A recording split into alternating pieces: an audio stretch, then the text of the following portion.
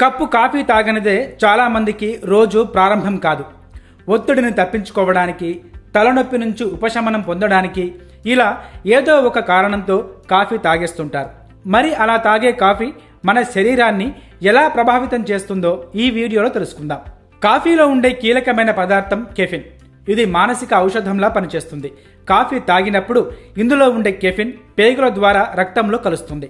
ఇది శరీరంలో ఉత్పత్తి అయ్యే అడెనోసిన్తో కలిసి శరీరాన్ని ఉత్తేజపరుస్తుంది.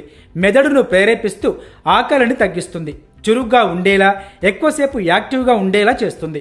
కాఫీ మానసిక స్థితిపై సానుకూల ప్రభావం చూపిస్తూ అలసటను దరిచేరనియదు. అందుకే చాలామంది అథ్లెట్లు దీన్ని తీసుకుంటూ ఉంటారు. కాఫీ ప్రభావం 2 నుంచి 2.5 గంటల వరకు ఉంటుంది. కాఫీ నాణ్యమైన గింజల నుంచి తయారైందో లేదో తెలుసుకోవాలి.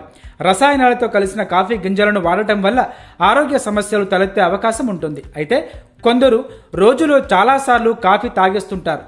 ఆరోగ్యంగా ఉన్న పెద్దవారు రోజుకి గరిష్టంగా 400 మిల్లీగ్రాములకు మించి కెఫిన్ తీసుకోకూడదు. ఒకవేళ ఈ పరిమితి దాటితే నిద్రలేమి, ఆందోళన, కడుపులో అసౌకర్యం, వికారంగా అనిపించడం వంటి సమస్యలు తలెత్తుతాయి. కొందరు ఉదయం లేవగానే ఖాళీ కడుపుతోనే కాఫీ తాగుతుంటారు. ఇలా చేయడం వల్ల కాఫీలోని యాసిడ్ కారకాలు ఆరోగ్యంపై ప్రతికూల ప్రభావం చూపుతాయని గుర్తుపెట్టుకోవాలి. నిద్రపోయే ముందు కాఫీ తాగినట్లయితే నిద్ర పట్టడానికి సమయం పట్టొచ్చు.